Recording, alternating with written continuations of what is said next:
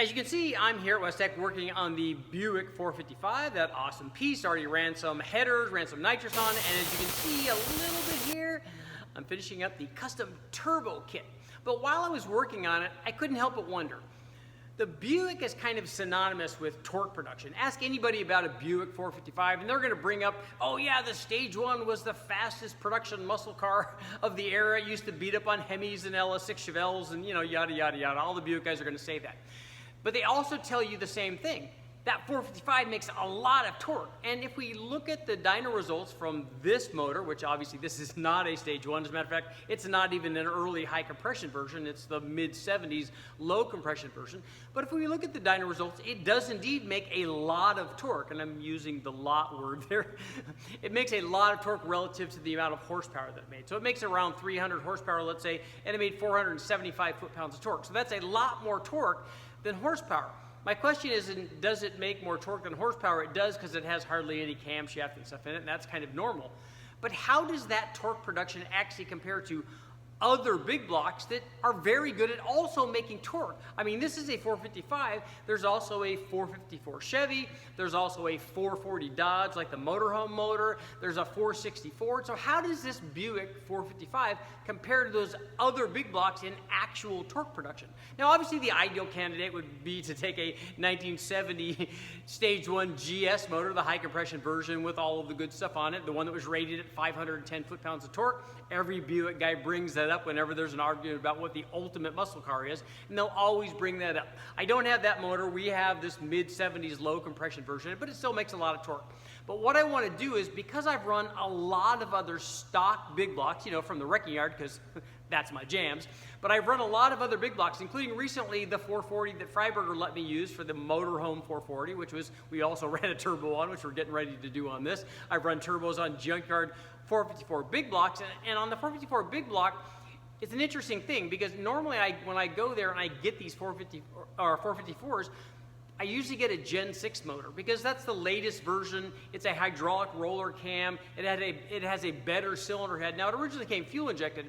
Now, recently I ran one with the factory fuel injection, and then I run it the way we normally do, which is to take all the fuel injection off and throw it away. And then we run a dual plane carbureted intake with headers, basically the same way that we ran this thing. So it's an interesting comparison between this mid-70s version and a mid to late 90s version of the 454. And I know you're thinking that's not really a fair comparison, and I agree. But it's interesting that they're both stock motors, and I kind of want to find out how they do. But I've also run the previous generation 454 Chevy, and that's the Gen 5 motor. That's the throttle body injected version with the small peanut port heads, which is the head that you want to go to if you're talking about really low speed torque production, right? Now, I've also run a stock Gen 5 motor with a carbureted dual plane induction system with a 4-barrel carburetor and headers on it, just the way that we ran this, just the way that we ran the Gen 6 motor. Now, I've also run, obviously, that 440 motorhome motor that Freiberger let me use. We ran it with stock exhaust manifolds. We also ran it with headers. We ran it with a carbureted induction system, because that's what it would have come with. It wasn't fuel injected.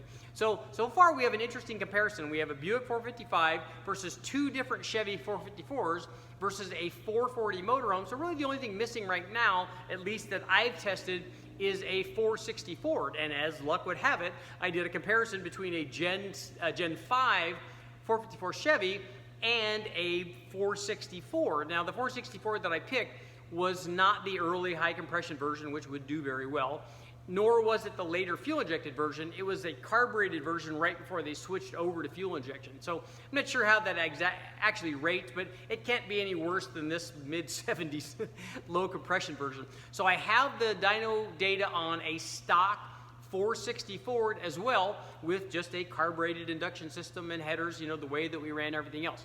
So I thought it would be an interesting comparison. So let's take a look at that data and compare all these different motors, including that one Chevy with fuel injection and carburation, and then the Gen 5 versus the Gen 6, and we've got the 464 and a 440 motorhome and the Buick 455.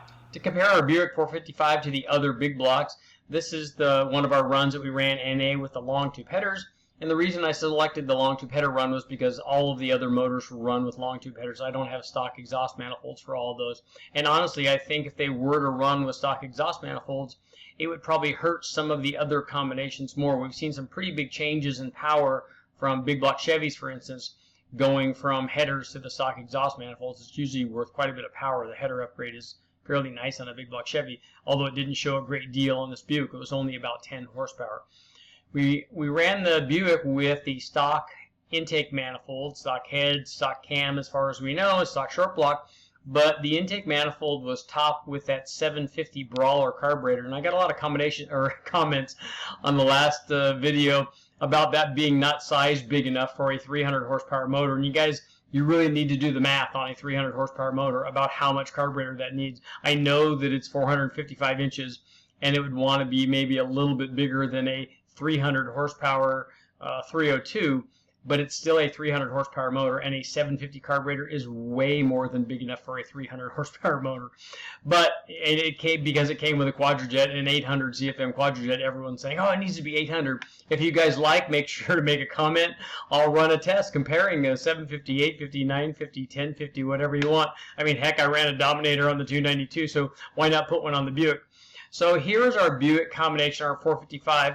It made 315 horsepower with the headers, and peak torque checked in at 472 foot-pounds. So I want to compare this to our first big block, and that's the 440 on loan from David Freiberger that I ran the turbo on.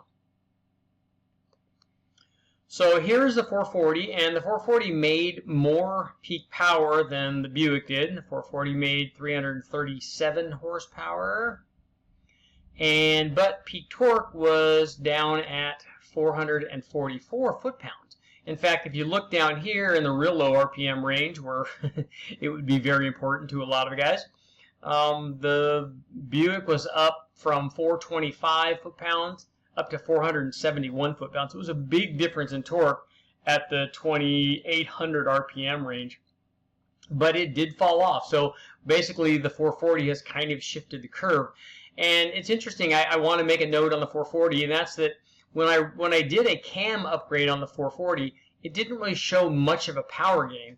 It makes me believe, and I don't know for sure, that there were no markings on the camshaft that came out of there, but it almost makes me believe that there might have been an RV cam or something in there. I'm not sure, but it was just odd that the camshaft that we tried didn't show a big gain in power, like putting any kind of cam in compared to a stock cam in any one of these big blocks. Usually there's a fairly big jump in power.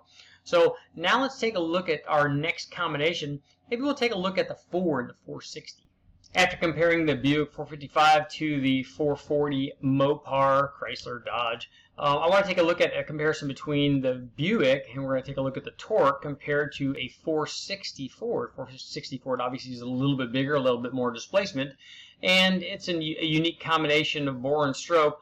But the thing with this is I'm not sure that this particular 460 that we're going to look at is really a shining example of what they can do or what they have to offer. I want you guys to let me know if you've ever run a stock one on the dyno.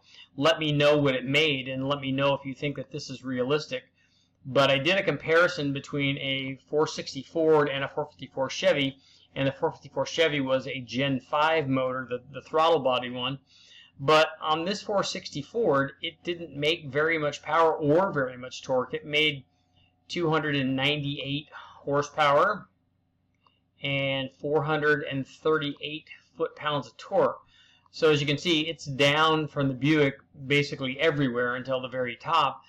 But I'm not sure that this is indicative of what a good running 460 would do, and maybe it is. Maybe this is what they do, but I've only run one other 460 from the wrecking yard, but as it turned out, it had been rebuilt. It was already 30 over when we took the heads off to do the head swap, and it made quite a bit more power than this. So that's one of the problems with going to the wrecking yard and finding a motor, is that a lot of times we don't know if something's been done to it. Like even on this Buick, there's a rebuild tag on the head, a temperature tag, so it tells me that at one time in its life it obviously had some kind of work done on it, and we don't know until we tear it apart to find out what's going on. I'm curious to see on the Buick if it's got the factory chain in it and timing gear. I've been told that those are retarded, the later ones, like the mid-70s. I'd like to find out if that's true and maybe adjust that. We're definitely going to put a cam in it, but it would be interesting to see if we advance that cam and if it, you know, made more power, especially down low. I think if we advance the cam, I think it would pick up torque, which would be interesting. Not that the Buick doesn't already have enough. But let's take a look now at a small or a big block Chevy. So our next comparison with the Buick 455 is a 455 Chevy, and this one came out of a Gen 5. It's the throttle body injected peanut port headed truck motors, which in my opinion may be some of the worst ones that they ever made. It's just not a good combination. The thing I do like about the Gen 5 motor, it's a 4-volt block, as are all Gen 5 motors and Gen 6 motors, all 4-volt. So they're a good starting point. It's just that some of the Gen 5 motors and all the Gen 6 motors, they didn't come with provisions for a mechanical fuel pump. If a guy wants a mechanical fuel pump, obviously you've got to run an electric one on that. Some of the Gen 5 stuff did come with mechanical fuel pumps as they were switching over from carburation to fuel injection. But the throttle body injection is just not good from a performance standpoint. The best thing you can do is take that off and put a standard carburetor on there, which is what we did. And by the way, on the Ford and on the Dodge, they both had aftermarket intake manifolds on them. The Dodge did. The Ford actually had a factory intake manifold, a factory cast iron intake manifold. So this one is a Gen 5 454 with a dual plane and a 750 carburetor, which I know is too small for everything. Here's the Gen 5 454, and as you can see, it makes a little bit more power out of the top. And let me know what you guys think, and let me know in the comments. Do you think that this is because we used an aftermarket intake manifold on there? Will we see that same kind of thing if we put an Edelbrock, like a Performer or an air gap or something like that, assuming that they make an air gap for the Buick? I'm fairly new to the Buick scene. But if we put an aftermarket intake manifold on, is it going to pick up at the top and maybe lose power down low? Kind of the comparison that we're seeing here. This motor was also run, this was a flat tappet motor, and it was also run with long tube headers. But as you can see, this thing made, the Chevy made 333 horsepower, and peak torque checked in at 448 foot-pounds. But it's happening quite a bit later than the Buick is. It's happening out at 3,500 RPM, where with the Buick, peak torque came in at, you know, 27 or 2,800 RPM. So it's definitely more of a low RPM kind of thing. That could be camshaft. It could be the cylinder heads are smaller, although I don't know how much smaller they can be than the peanut ports. But now let's take a look and see what happened when we stepped up to the Gen 6 big block Chevy. Well, so far it looks like it's kind of true. The Buick is making lots of low-speed power down, especially in the 2,000, 2,500 RPM range. It's making peak torque earlier than these other combinations, it seems like. So maybe there's something to how much torque this thing really made, especially if it was high compression and had the stage 1 deal and all this stuff. Although I think that the stage 1 would shift it out a little bit. You guys can let me know. I don't know where these things made peak power because this is the only one I've ever run. But now let's see a comparison between the Buick 455 and a Chevy 454, but a later generation. I mean, this thing is, you know, 20 years newer than the Buick was. So this thing was from 96 to 2000, and it's a Gen 6. And this is, we'll start off with the one that we ran carbureted. So this made quite a bit of power, as a matter of fact, and this is typically what they do. This thing made 370 horsepower, and peak torque checked in at 476 foot-pounds. So it's making as much or more torque than the Buick did, but it's doing it out later, although it's not sacrificing a ton of power down low. But this is a much later, much more sophisticated engine than the 1975 Buick 455. It's a 97 or 98 Gen 6 454, so it has a hydraulic roller cam. It has more compression than the Buick. It has basically better cylinder heads because this Vortec motor, these last generations for the 454, had standard size oval ports, very small, efficient combustion chambers, and you know, it was just a better combination. We ran this with a dual plane intake and a 750 carburetor and long tube headers, just like everything else. But you can see that it, and the other thing that we're not looking at any of these is I'm not looking at the specific cam timing of each one of these.